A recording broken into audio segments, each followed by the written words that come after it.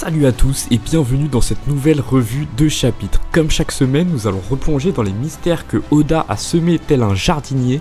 Et dans ce chapitre, on a énormément de détails cachés qui annoncent du très sérieux pour la suite. Le destin d'Usopp, le pouvoir de Loki, le bois d'Adam et Ève, la venue de Shanks, mais aussi tout ce que vous devez savoir sur Zoro.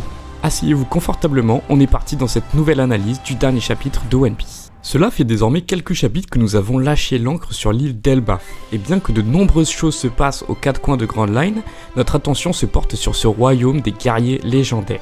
Et c'est vrai que Luffy et Usopp en parlent depuis le tout début de One Piece, et c'est intéressant qu'Oda nous le rappelle par la phrase de Luffy. On est vraiment à Elbaf, je me demande si Usopp s'en rendra compte. Signe qu'Oda a toujours en tête le rêve d'Usopp. Et oui, Usopp, ce brave aventurier qui n'a pas commencé en étant le plus fort, c'est moins qu'on puisse dire, mais il continue de montrer sa détermination dans le but de devenir le plus grand guerrier des mers. On a bien compris que pour lui, cette île est loin d'être anodine, c'est presque une destination qu'il visait, et je suis persuadé qu'il va nous surprendre sur cette île en compagnie des géants. C'est une sacrée discussion qui se lance entre le prince maudit enchaîné et Luffy, et on y apprend beaucoup de choses. Premièrement, la prime faramineuse de Loki. 2,6 milliards de berries. Pour vous faire un comparatif, je vous pose un petit récap des primes que l'on sait aussi élever à ce jour. Et grâce aux Vivre Cards sortis dernièrement, j'en profite pour vous dévoiler les primes officielles communiquées par l'auteur sur les amiraux de la marine. Et on a Fujitora, Kizaru et Aramaki qui ont une prime de 3 milliards. Mais surtout, Akainu, accrochez-vous bien, une prime de 5 milliards de berries. Il égalise donc l'ancienne prime de Barbe Blanche et approche celle de Gold Roger de 5,5 milliards. Vous pouvez voir ici du coup les autres primes et on arrive donc à avoir Loki qui rentre dans le top 15 de toutes les primes de One Piece, c'est-à-dire devant Dory et Brogy, alors qu'ils ont quand même la réputation d'avoir détruit Egghead. Il est loin devant les Hancock, King, Marco, Zoro, etc. Ce qui témoigne tout de même d'une puissance qui pourrait égaler un amiral de la marine. On a une deuxième information ici, il est enchaîné depuis 6 ans, bien avant que Luffy parte en mer. Donc 6 ans dans lesquels il n'a pu faire aucun accomplissement. Pour vous donner une idée, cela fait seulement environ 4 ans que Luffy a pris la mer et sa prime est passée de 0 à 3 milliards, donc potentiellement plus avec les derniers événements sur Egghead. Donc finalement sa prime vieille de 6 ans aurait donc pu être potentiellement bien plus élevée. Cette prime ajoute énormément de hype autour de ce personnage et on a hâte de découvrir ses capacités dans les prochains chapitres. C'était à la fin de l'arc Enies Lobby où Franky nous parlait déjà de cet arbre légendaire. Et aujourd'hui, on en est sûr, c'est bien l'arbre d'Adam, le bois qui a servi à la construction de l'Oro Jackson, puis du Thousand Sunny. C'est donc l'arbre d'Elbaf. Alors déjà, j'ai hâte de voir la réaction de Franky en tant que charpentier de l'équipage quand il va apprendre qu'il se trouve sur l'île qui possède le bois le plus solide, le plus résistant et le plus cher de tout Grand Line. Mais cette mention de l'arbre d'Adam me rappelle une théorie très lointaine qui a été oubliée de tous. Les arbres d'Adam et Ève. En effet, au chapitre 612, sur l'île des hommes poissons, le seigneur Neptune expliquait aux Mugiwara comment l'île située 10 000 mètres sous l'océan parvenait à avoir de la lumière. C'est en réalité le seul endroit des abysses qui reçoit de la lumière du jour. Et cela grâce aux racines d'un arbre immense que l'on appelle Ève, l'arbre luminescent. Aucun des savants n'arrive à expliquer ce procédé, mais les racines de l'arbre s'étendent plusieurs kilomètres sous la surface pour éclairer le royaume des hommes poissons. Et c'est là que Usopp avait souligné un possible rapport avec le bois précieux d'Adam. Donc je vous fais pas le dessin, Adam et Ève seraient les deux faces d'une même pièce, ou plutôt d'un même arbre. Ève éclairant le monde sous-marin et Adam dominant le monde de la surface. Et le chapitre 1131 de One Piece nous le confirme aujourd'hui, Adam et Ève se rejoignent en un même point qui n'est autre que Elbaf. L'île des géants se trouverait donc pile au-dessus de l'île des hommes poissons, ce qui pourrait avoir un certain nombre de conséquences, notamment sur l'utilisation des armes antiques et sur le siècle oublié. La conversation avance entre Luffy et Loki avec cette image où on aperçoit un marteau. Loki possède donc une arme, ce qui en dit long finalement sur sa façon de se battre. J'y avais pas pensé à ma première lecture du chapitre, mais cela en dit très long sur son pouvoir. On peut d'ores et déjà abandonner les théories sur le fruit du démon Logia, car il suffit de penser à Ace ou Luffy, ou même Akainu, Aokiji. Les personnages utilisant un fruit du démon de type Logia n'ont pas besoin d'armes pour se battre. Et j'irai même plus loin, les probabilités que Loki possède un Zoan mythique sont de plus en plus faibles. Car regardez les Zoan mythiques que l'on connaît, Marco, Momonosuke, Luffy, Orochi. Finalement, hormis Kaido et Yamato, qui eux se battent avec une arme, tous les autres n'en ont pas besoin car leur pouvoir est largement assez puissant et suffit amplement à tenir un combat. Mon hypothèse sur le sujet devient donc de plus en plus palpable. Et je vous renvoie une nouvelle fois vers ma vidéo sur le fruit du démon de Loki. En parlant de lui, on voit enfin son aspect rusé. Là il commence à manigancer et à user des stratagèmes, comme le présageait sa personnalité dans la mythologie nordique. Il propose un marché à Luffy, tu me libères et je détruirai n'importe quel équipage pour toi.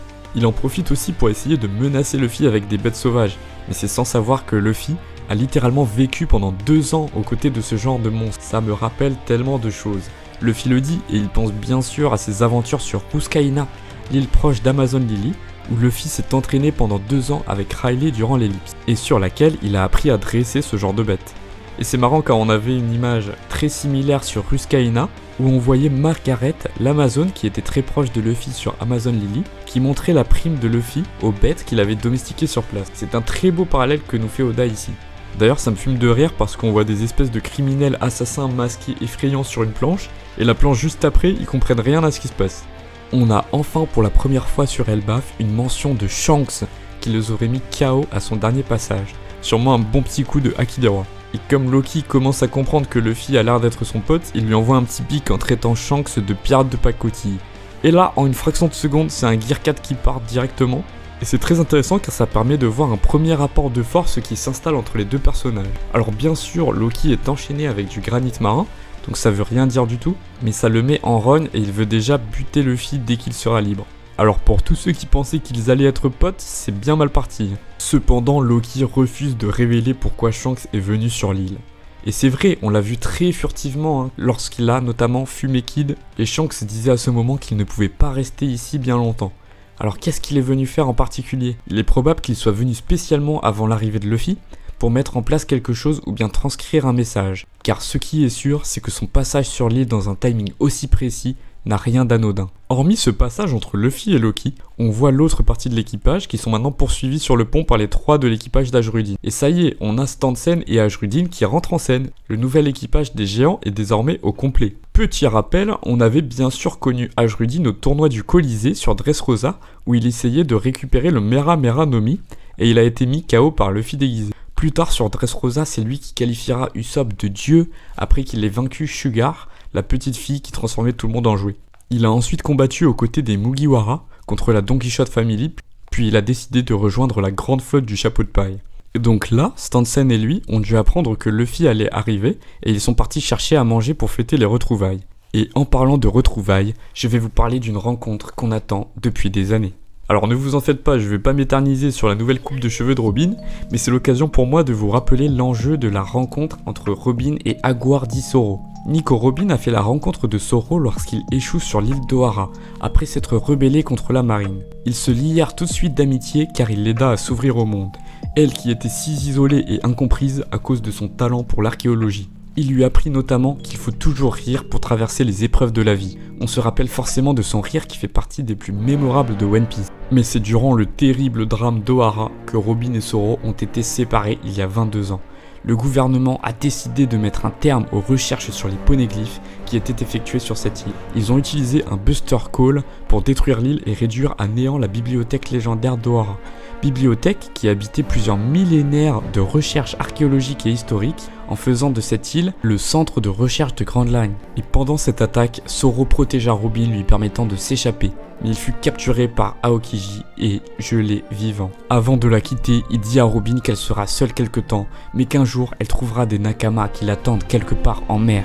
La seule survivante de ce drame fut à ce jour Nico Robin et il ne reste plus rien de l'île à présent. Mais ça, c'était sans compter sur la volonté inébranlable de ceux qui ne céderont jamais face à la censure et l'inhumanité du gouvernement. Les scientifiques, dans un dernier élan, ont jeté les livres dans un lac pour les préserver des flammes.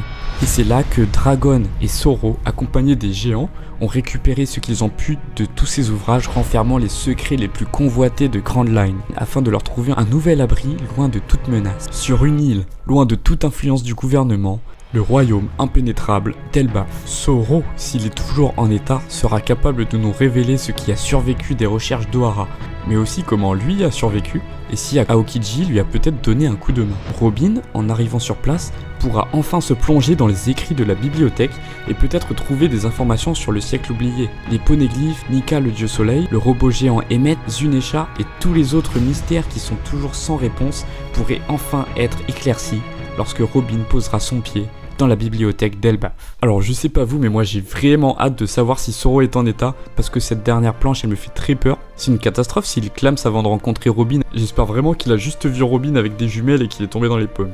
Et puis pour terminer le chapitre, on a encore un visuel sur cette épée gigantesque et cet arc-en-ciel qu'on aperçoit de plus en plus proche, mais pour lequel on n'a toujours aucune info. N'hésitez pas à me dire si vous avez des idées là-dessus en commentaire. Si vous avez aimé la vidéo, profitez-en pour vous abonner à la chaîne et mettre un pouce, ça m'aide beaucoup pour le référencement. Et je vous dis à très bientôt. Sayonara.